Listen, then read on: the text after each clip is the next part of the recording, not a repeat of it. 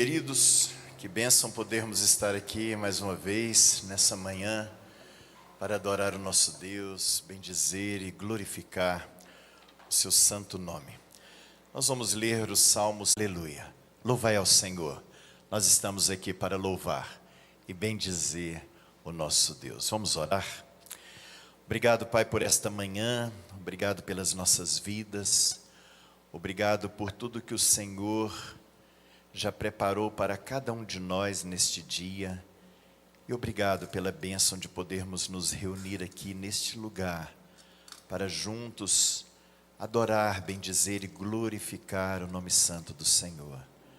Que o Senhor receba a nossa adoração, que o Senhor receba o nosso louvor, que o Senhor receba esse culto para a honra e glória do Senhor.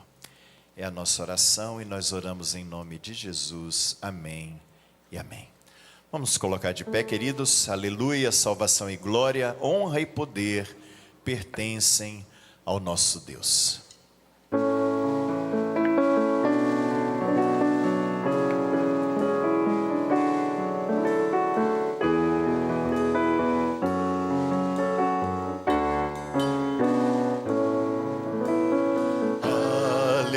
Aleluia, salvação e glória, honra e poder pertence ao nosso Deus. Aleluia, salvação e glória, honra e poder pertence ao nosso Deus. Canta aleluia, vem dar-lhe glória, levantai seu nome, Jesus é o Rei dos Reis. Canta aleluia, vem dar-lhe glória, levantai seu nome, Jesus é o Rei dos Reis. Aleluia, salvação e glória, honra e poder pertence ao nosso Deus. Toda honra, toda glória, todo louvor ao nosso Deus. Que tenhamos sempre esse desejo de louvar e de adorar o Rei dos Reis, o Senhor dos Senhores.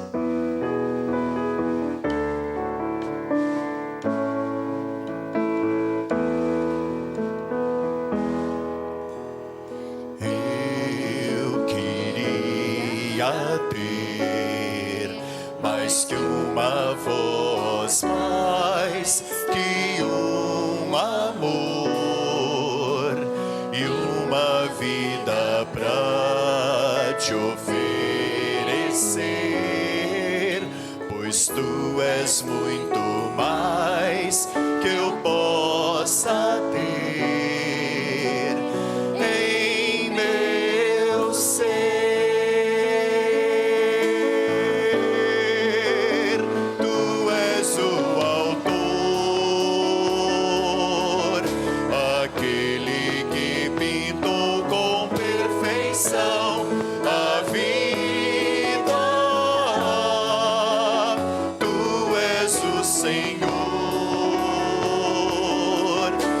aquele que me amou e é o meu Deus, meu Senhor.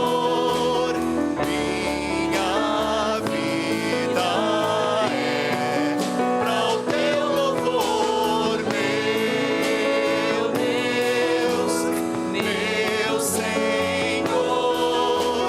Minha vida é para o teu louvor. Do início novamente, queridos. Eu queria ter mais que uma voz, mais que um amor e uma vida pra te oferecer, pois tu és muito mais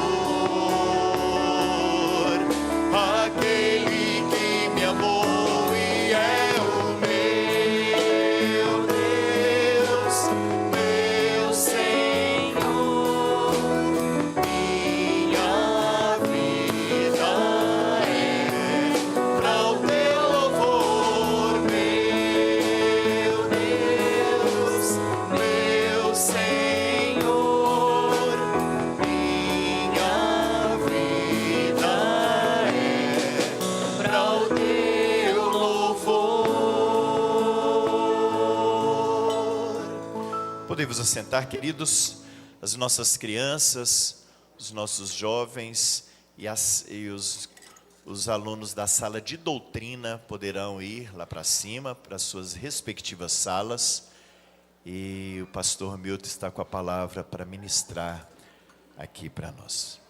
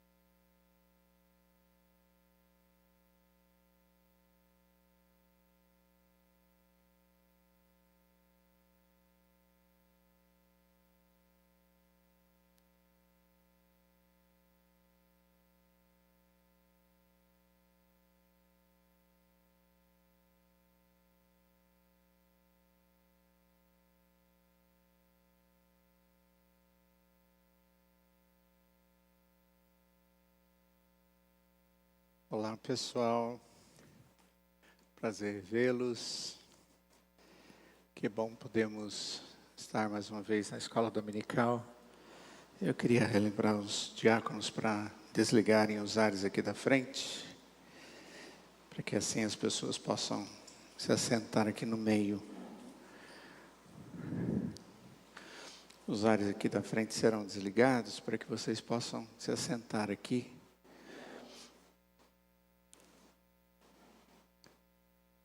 Isso.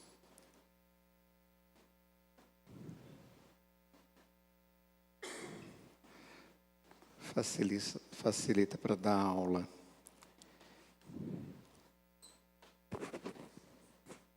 Obrigado.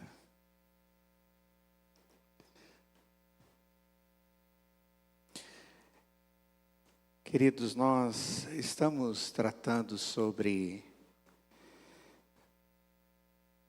o tema Curando as Feridas do Coração. Na última semana, nós falamos sobre a cruz de cada dia. E ao tratarmos desse assunto, nós vimos que o Senhor Jesus, por 6 vezes nos evangelhos, Ele usa a expressão que nós devemos tomar a nossa cruz a cada dia e segui-lo. E ele diz que quem não tomar a sua cruz e segui-lo não pode ter parte com ele. E depois ele explica na sequência o que significa esse tomar a sua cruz. E nós chegamos à conclusão que isso tem a ver com negar-se, com negar a si mesmo, com esvaziar-se, com reconhecer Deus como soberano e a si mesmo como servo e dependente do Senhor, que com sua graça é suficiente para agir a nosso favor e cuidar de nós. O Senhor Jesus diz a respeito de até mesmo aquele que tem que deixar pai e mãe, ou as suas posses, dando a ideia de que o principal na vida daquele que crê no Senhor Jesus é estar na presença de Deus, e nada pode deixar-nos, ou limitar-nos, ou tirar-nos da intimidade do Senhor. Isso não quer dizer que nós tenhamos que deixar de ter família ou deixarmos de ter aquilo que Deus nos dá, mas nós precisamos compreender mesmo aquilo que é prioridade. Mas se em algum momento algo realmente nos desvia do Senhor, aquilo não pode fazer parte da nossa vida. E hoje eu gostaria de continuar falando a respeito da cruz. Como lhes disse, é um assunto que não é tão simples assim. E eu creio que a gente precisa compreender profundamente o que isso significa. E no meu entendimento, a melhor forma de compreendermos o que significa a cruz é aprendermos com Jesus. Porque Jesus, Ele tomou a sua própria cruz. Se existe alguém que de forma literal tomou a sua cruz, foi Jesus. Foi aquele que antes de tomar a sua cruz, disse para que tivéssemos tomar a cruz. E que no auge do seu ministério, para cumprir o seu propósito sacrificial, o seu propósito como mediador, como aquele que faria tudo o que era necessário para que o nosso pecado pudesse ser perdoado, e ele fizesse a obra substitutiva em nosso lugar, morrendo a nossa morte. Ele fez isso morrendo a morte de cruz, na cruz. Uma morte completamente vergonhosa, como nós mencionamos a semana passada. Mas hoje nós vamos ver isso de uma forma ainda um pouco mais detalhada, para que a gente possa aprender com Cristo o que significa tomar a cruz. Jesus não só disse que deveríamos tomar a nossa cruz, como Ele nos deu o exemplo individual ou pessoal do que significa isso. E eu espero que Deus, na sua graça, nos dê entendimento. O apóstolo Pedro, na sua primeira carta, diz que o Senhor Jesus nos deixou exemplo para seguirmos, ou para segui-lo. E nisso também, na sua santidade, sendo tentado em todas as coisas e jamais pecando, mas também na sua atitude na cruz. Quero convidá-los, nós vamos ler alguns textos. E o primeiro deles será Mateus capítulo 21, a partir do verso 7. Mateus capítulo 21, a partir do verso 7.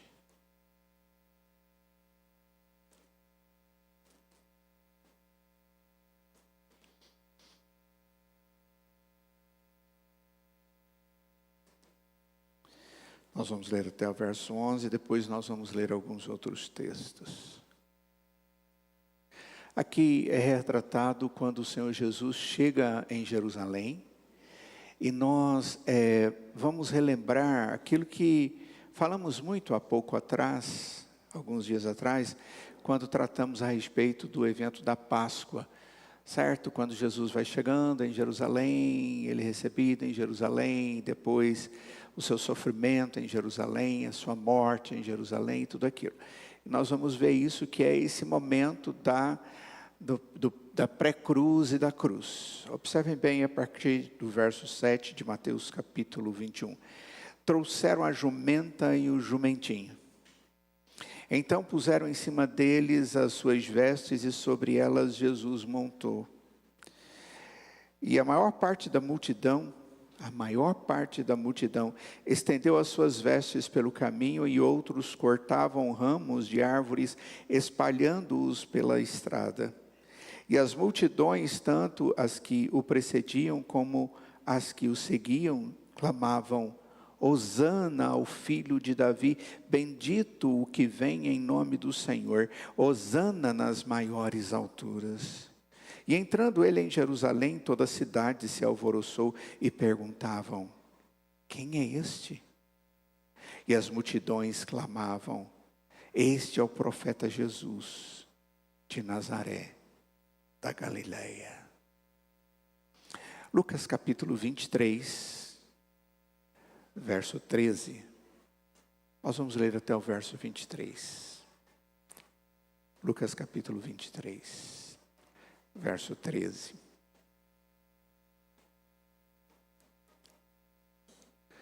Aqui Jesus já está preso. Então, reunindo Pilatos, os principais sacerdotes, as autoridades e o povo, disse-lhes: apresentaste-me este homem como agitador do povo.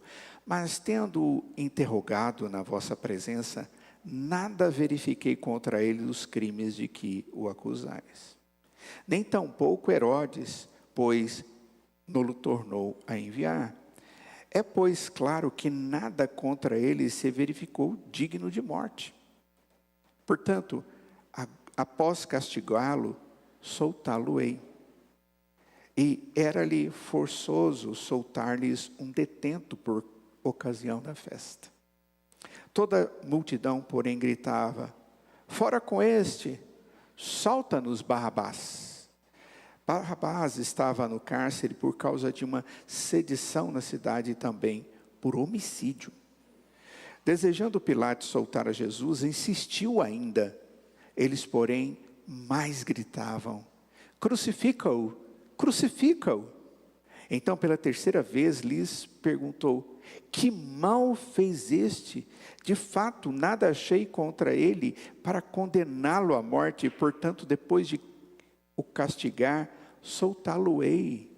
Mas eles instavam com grandes gritos, pedindo que fosse crucificado, e o seu clamor prevaleceu. Lucas capítulo 23, verso 33 em diante. Quando chegaram ao lugar chamado Calvário, ali o crucificaram, bem como aos malfeitores, um à direita, outro à esquerda. Contudo, Jesus dizia: Pai, perdoa-lhes, porque não sabem o que fazem.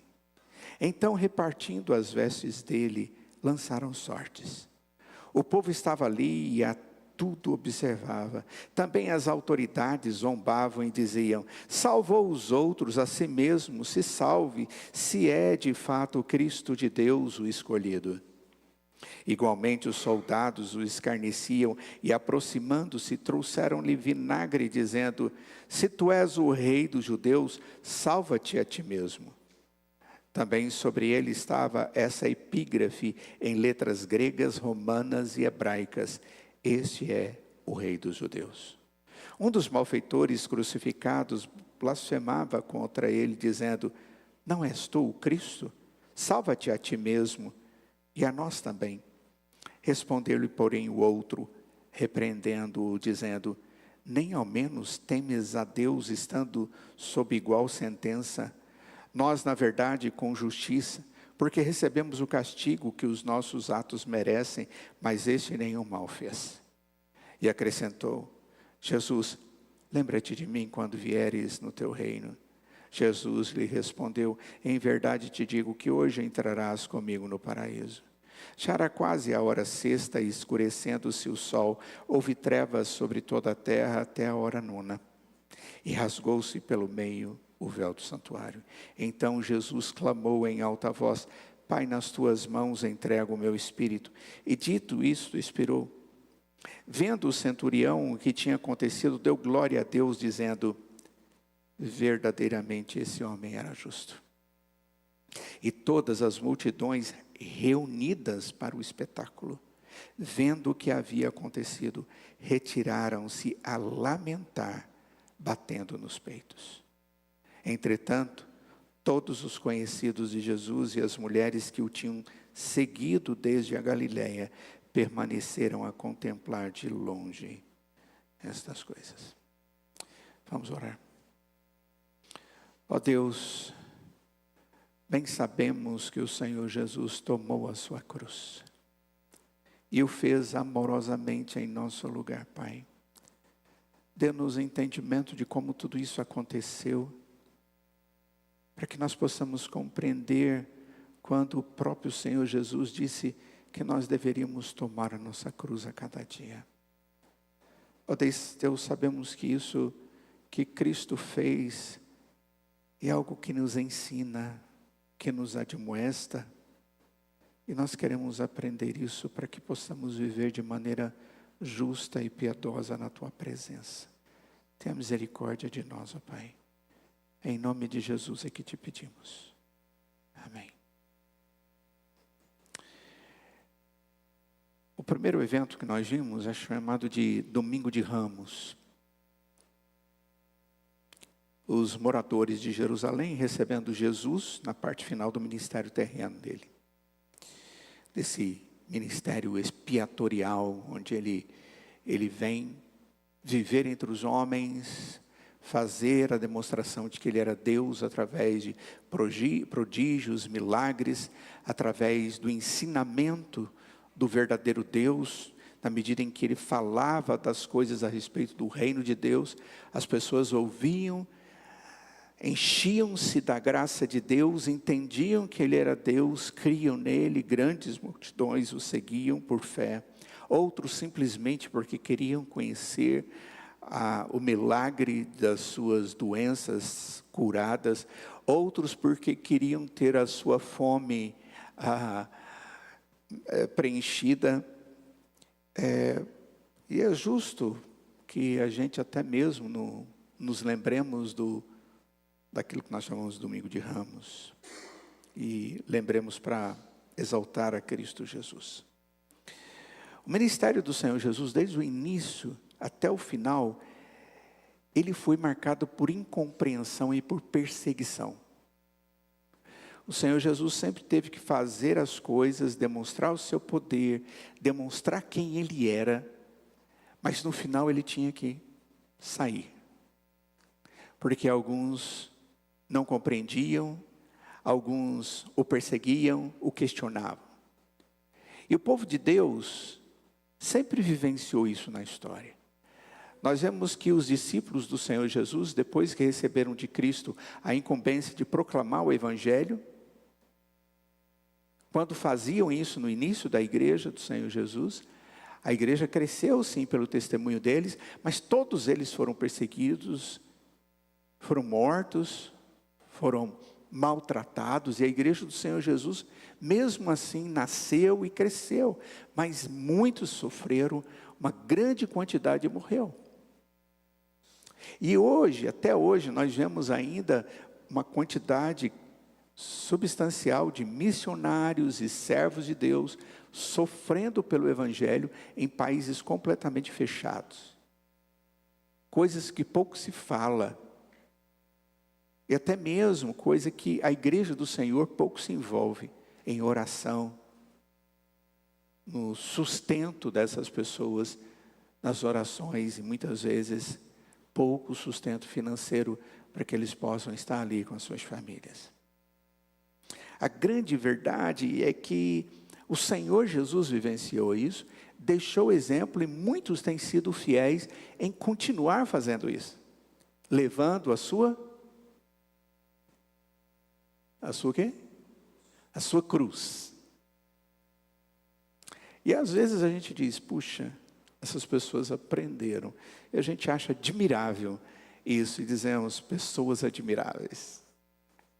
E nos esquecemos o quanto devemos aprender com Cristo Jesus e nos envolver.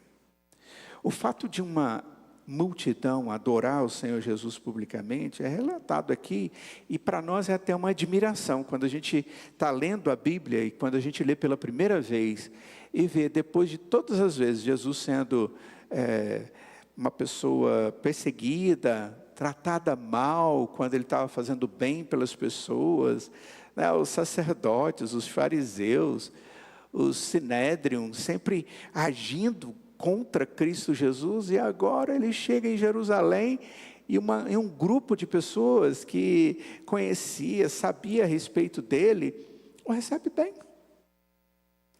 Tira as suas túnicas, as suas roupas e põe no chão, e põe para ele passar, e pegam palmeiras e abanam para que ele entre num ato de exaltação. E algumas pessoas perguntam, afinal de contas, quem é esse? Porque alguns não sabiam, e eu acho estranho isso, eu não sei se você não acha, mas alguns acham estranho.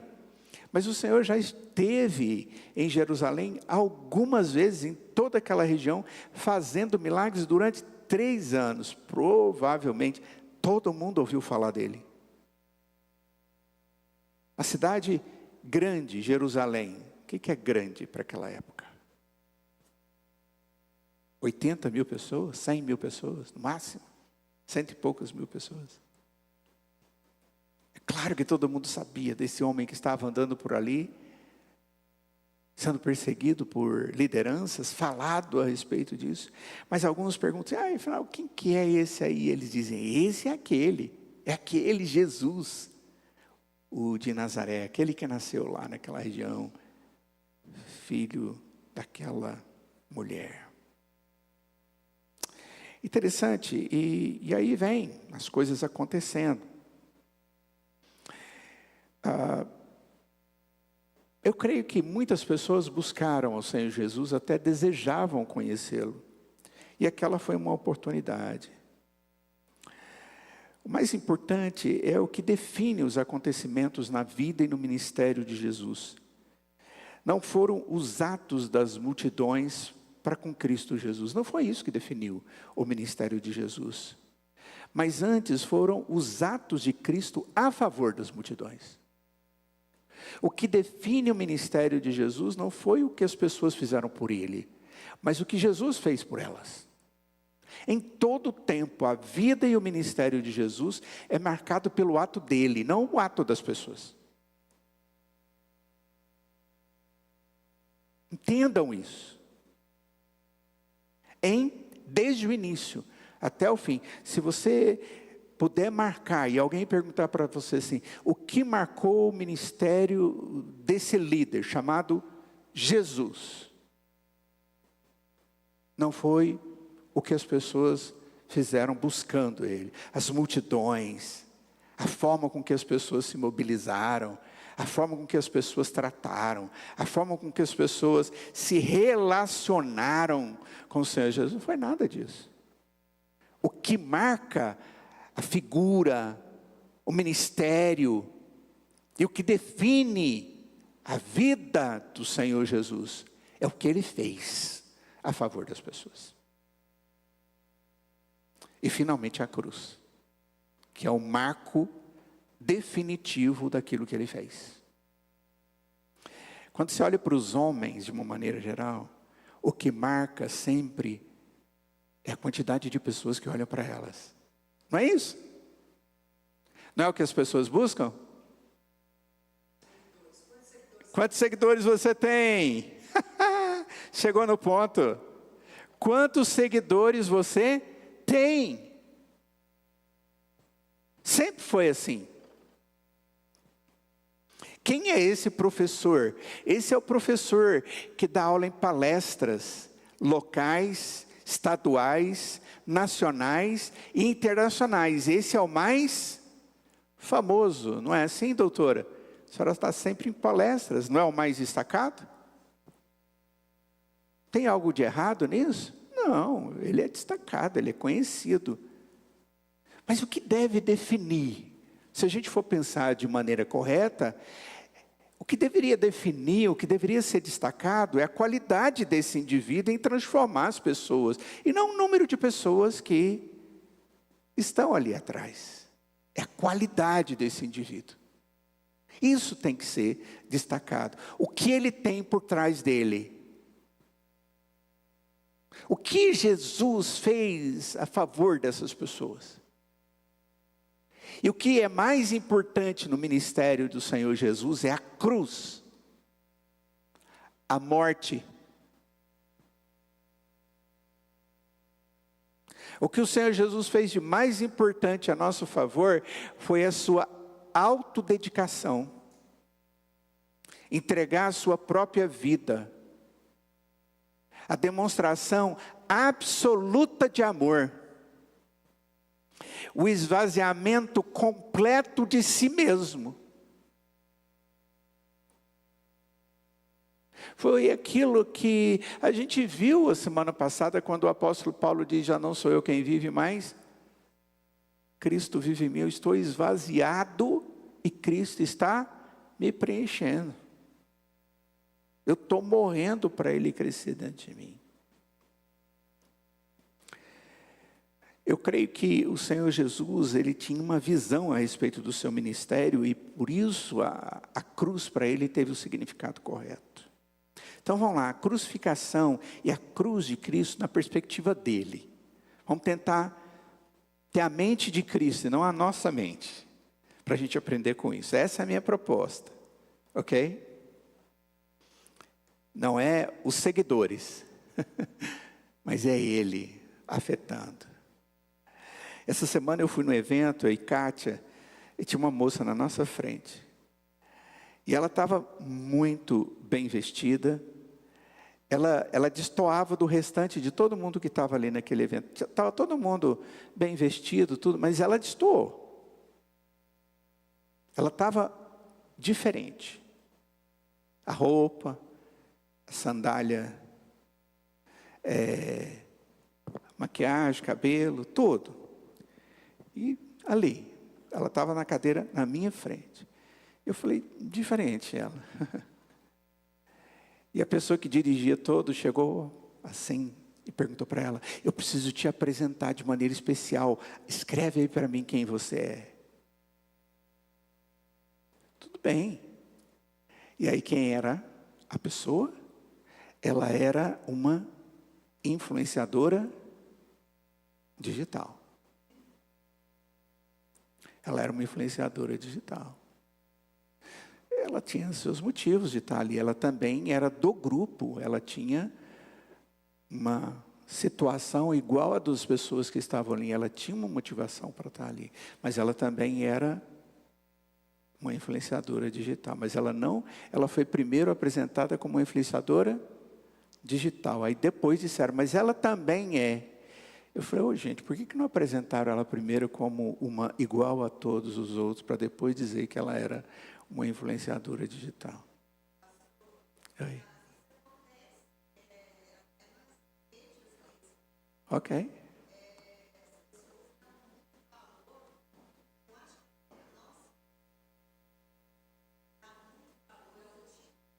Uhum.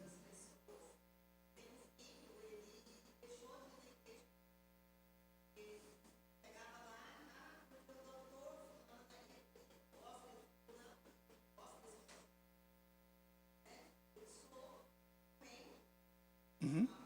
Uhum.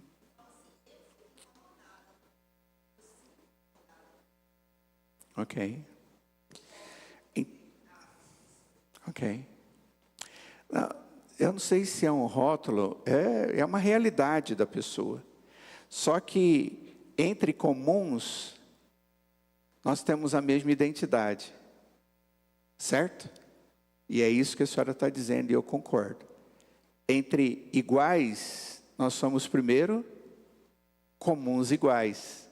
E depois nós somos outras coisas naquilo que é necessário. Certo? Então, isso é muito importante. Quem era Jesus? E como ele tinha a perspectiva da sua realidade. Da sua cruz. Primeira coisa. Jesus entende que a crucificação ocorre segundo a misericórdia de Deus e da sua própria visão de cruz. Observe bem, no verso 34, Jesus diz assim, Pai, perdoa-lhes porque não sabem o que fazem.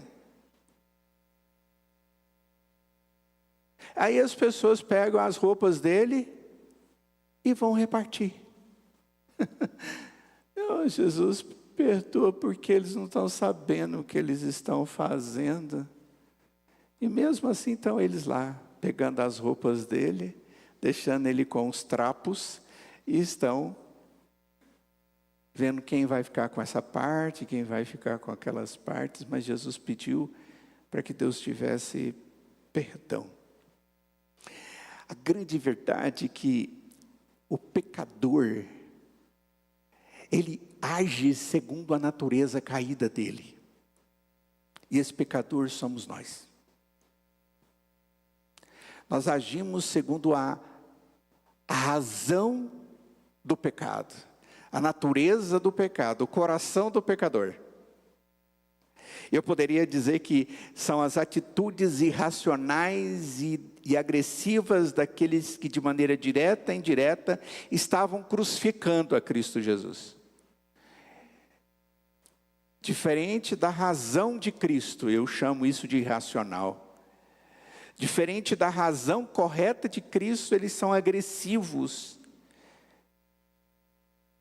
Contudo, eles jamais seriam capazes de tirar de Cristo as intenções perfeitas que ele tinha. Ao fazerem o que eles estavam fazendo, eles não podiam tirar a intenção de Cristo, que era de morrer mesmo. Ao fazerem o que eles estavam fazendo com maldade, com humilhação, com escárnio, com uma atitude ruim, com malícia, com tudo aquilo que aquelas pessoas fizeram, agressividade, tudo o que eles fizeram, não retiraram a intenção de Jesus de agir como um Messias substituto, como um mediador, como aquele que tinha uma intenção que homem nenhum, com atitude errada nenhuma, poderia tirar. Jesus tinha consciência de quem ele era e como ele deveria agir diante dos homens. Os homens cuspiram no rosto de Jesus, enquanto ele andava pela rua. Antes de dar-lhe uma cruz para ele carregar, eles colocaram uma coroa de espinho na sua cabeça. E ele não se importou com isso. Apesar de todas as coisas, ele deveria ser o Deus de toda misericórdia, porque ele não poderia deixar de ser o Deus de toda misericórdia. Ele é o Deus de toda misericórdia. Porque na verdade, nunca o homem deixou de ser quem ele era. Naquele momento, aqueles atos dos homens, era a demonstração daquilo que os homens em toda a história foram. Os homens em toda a história cuspiram contra Deus. Em toda a história, os homens falaram contra Deus, agrediram a santidade de Deus. Em toda a história, os homens colocaram coroas de espinho na cabeça de Deus. Em toda a história, com os nossos pecados, nós envergonhamos a Deus. Em toda a história, nós somos rebeldes contra Deus. Aquilo que aconteceu nesse período da crucificação, queridos, não foi diferente daquilo que em toda a história Cristo passou. E em toda a história, Deus foi misericordioso com o seu povo. Leia o Antigo Testamento e você vai ver Deus sendo misericordioso com o seu povo, resgatando o seu povo e mostrando: eu sou Deus. Arrependam-se.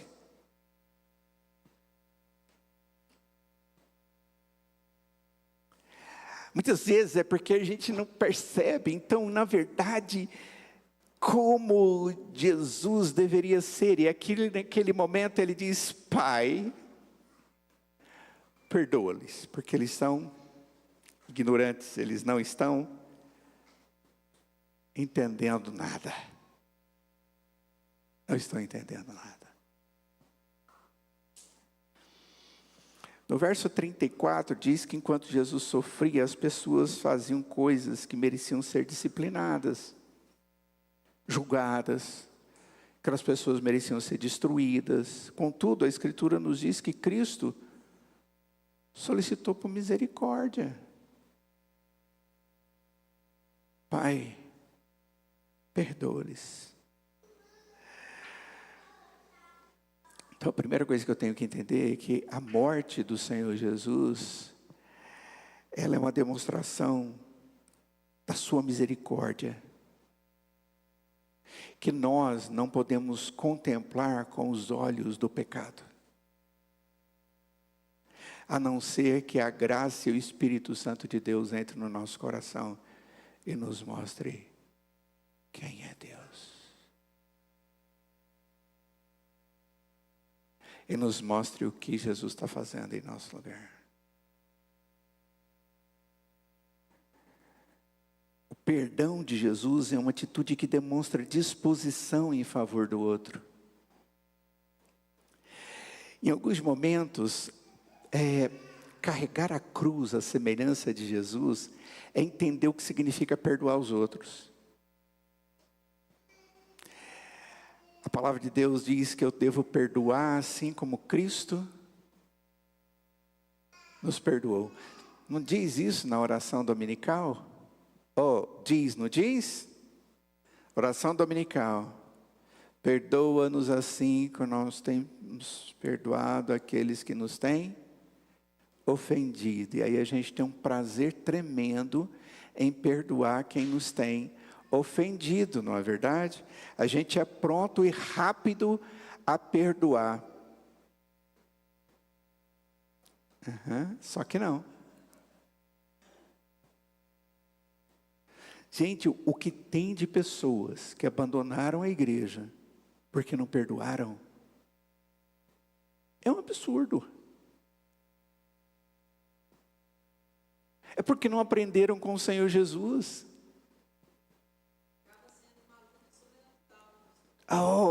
Exato. Eu não consigo assimilar o que Cristo ensina. Vocês estão entendendo o que significa agora isso? Quando o Senhor Jesus diz, perdoa-lhes, Pai, Ele está dizendo, olha, eles estão errados mesmo. O que eles estão fazendo é errado, mas eles estão cumprindo o propósito. E eu estou fazendo o que estou fazendo pelo perdão deles, por amor a eles, para que eles possam ter misericórdia. Ninguém perdoa a não ser que compreenda a necessidade alheia. Se eu não entender a necessidade do outro, eu não perdoo. Porque é você entender que o outro está morto para você e para ele mesmo. Quando o outro te agrediu e ele está te buscando com pedido de perdão, ele está angustiado, ele está morto para você. E é provável que ele está morto dentro dele mesmo. Ele precisa disso. Então, quando eu perdoo, eu estou compreendendo que aquela pessoa precisa disso. E eu sou sensível a isso. Eu sou sensível ao outro. O que o Senhor Jesus está sendo ali naquele momento, quando Ele chega diante do Pai, é sensível à minha miséria. A miséria daquelas pessoas. Meu Deus, é isso? Agora, isso é fácil? Carregar a cruz é mais ou menos isso também. Mais ou menos não, é isso também. Existem muitos aspectos do carregar a cruz aqui, na cruz de Cristo. Se a gente for olhar todos os aspectos, a gente vai ficar aqui muito tempo, viu? Mas eu só estou querendo mostrar alguns para vocês. Jesus ali, ele contemplava com a sua crucificação todo o propósito expiatório que deveria ser contemplado e cumprido com a sua misericórdia. E o perdão é essa atitude que demonstra essa disposição em favor do outro. E como eu lhes disse, eu vou repetir essa frase de novo. Ninguém perdoa a não ser que compreenda a necessidade alheia, a ansiedade alheia. Tirar o peso do outro. Você diz, mas o peso está em cima de mim. E ele só vai ser tirado de você se você tirar do outro.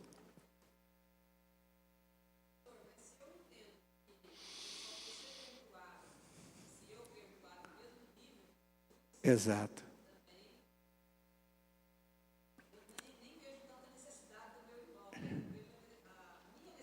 Você vê as duas coisas.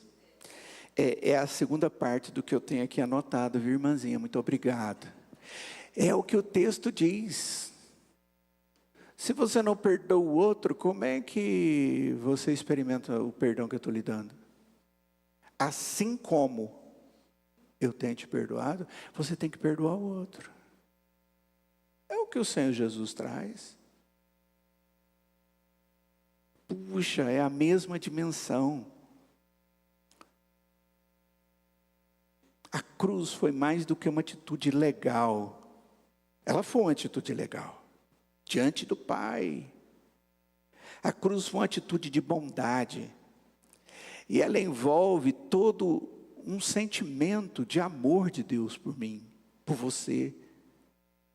Uma atitude de ânimo longo, de longanimidade. Foi uma atitude de paciência, de misericórdia de Cristo pelo seu povo, por nós, pela igreja.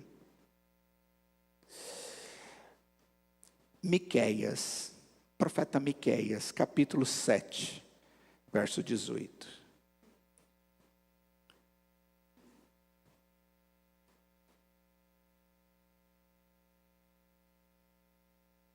A gente já leu muitas vezes esse verso nos períodos de contrição. Diz assim: quem, ó Deus, é semelhante a ti, que perdoas a iniquidade e te esqueces da transgressão do restante da tua herança? O Senhor não retém a sua ira para sempre, porque tem prazer na misericórdia. Deus tem prazer na misericórdia. A misericórdia que perdoa. Irmão, a gente precisa aprender isso. E isso foi demonstrado de maneira prática em Cristo. O preço que Ele pagou por isso foi extremo, através da morte. Uau!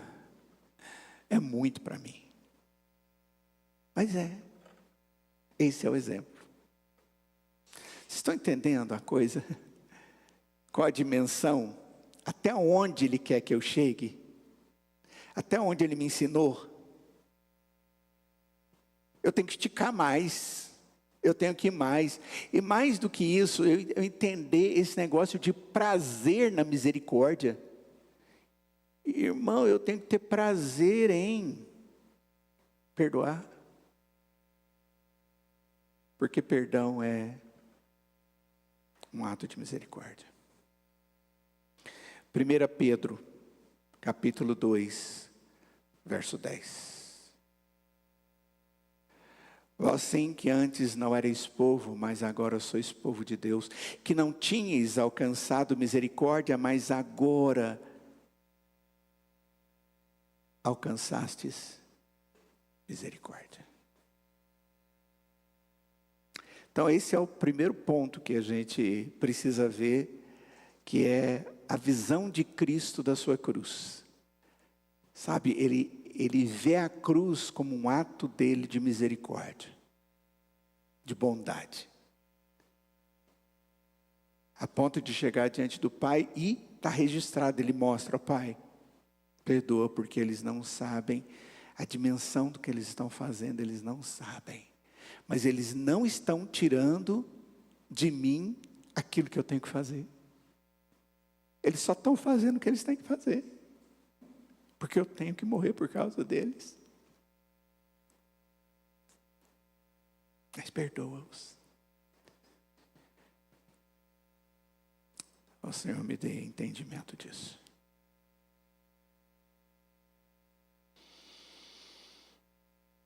Nós vamos ficar aqui.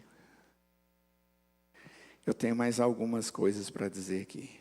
Pelo menos uma delas. Mais duas. Mas eu vou deixar para a próxima semana. Mas o que eu espero é que os irmãos possam compreender que a atitude de Jesus ao tomar a sua cruz foi uma atitude muito significativa. Ela tem muito a nos ensinar. Então, quando Jesus diz para mim e para você: toma a tua cruz a cada dia e segue-me. Ele não está dizendo que é alguma coisa como opcional. Ele disse que isso faz parte da vida do cristão. E eu mostrei para os irmãos que a gente deveria até na evangelização ter um pouco mais de cuidado. A gente tem que dizer, olha, crê no Senhor Jesus, esvazie-se de si mesmo para Ele crescer em você. Esse é o tomar a sua cruz.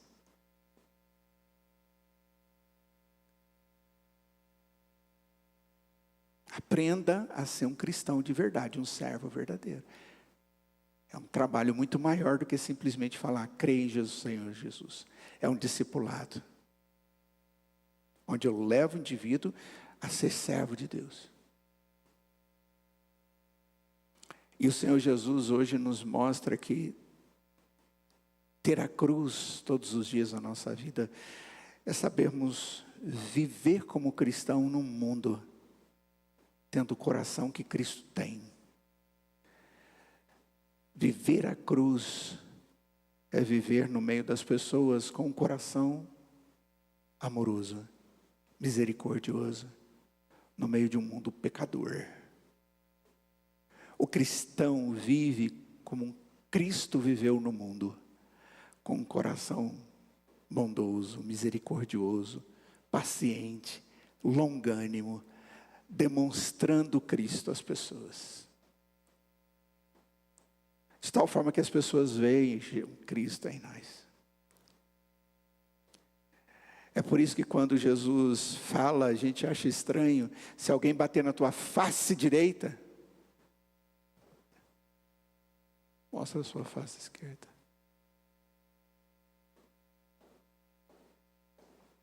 É por isso que o Senhor Jesus diz que nós não devemos ser maliciosos, nós não devemos ser brigões, nós não devemos agir com grito, nós não devemos agir de formas incoerentes com a misericórdia e com a paciência. Pelo contrário, nós temos que ser cordatos e vai por aí afora. Porque para fazer isso, gente, não é fácil não.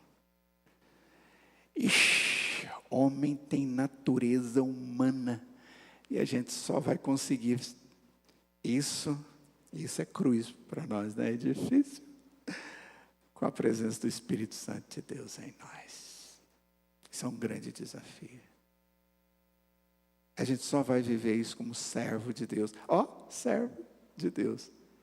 Submisso ao Senhor, tomando a nossa cruz a cada dia. Esse é um exemplo que Cristo nos dá. Um dos grandes desafios que eu vejo no gabinete pastoral, das pessoas sofrendo, é porque elas têm desafetos, elas têm pessoas que elas não conseguem conviver com elas. Elas não conseguem perdoar essas pessoas. Elas não conseguem olhar para a cara dessas pessoas. Elas mudam de igreja porque elas não convivem com essas pessoas. E se elas estão na mesma igreja, elas sentam no oposto da igreja por causa dessas pessoas. Elas não vivem no mesmo grupo que essas pessoas.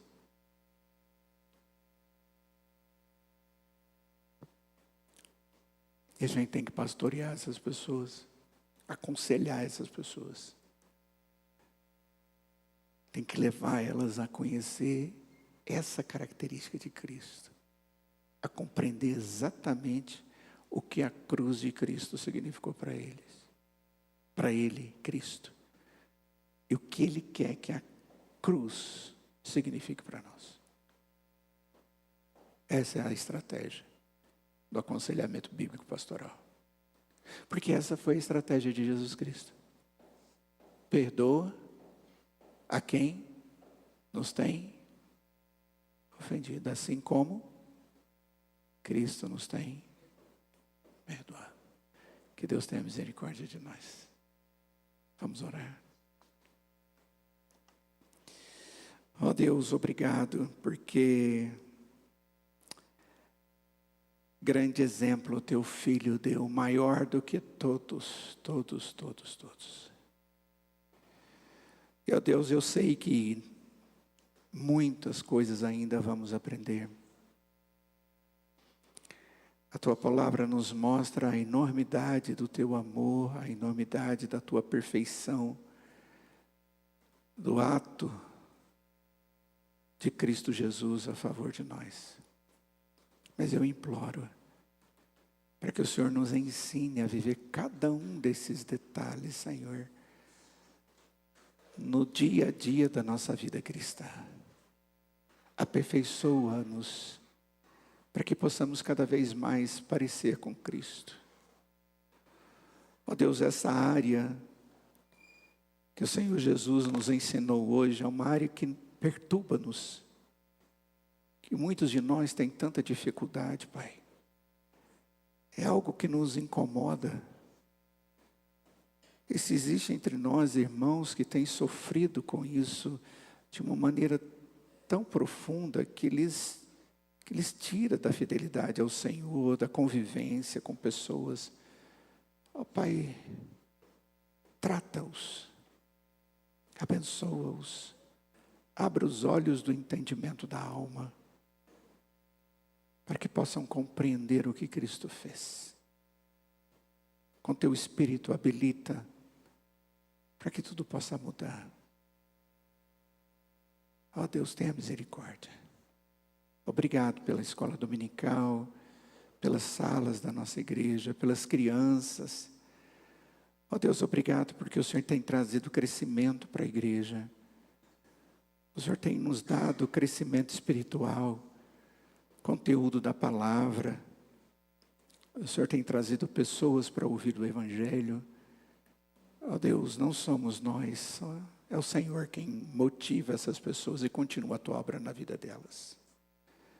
Em nome de Jesus é que oramos e agradecemos. Amém.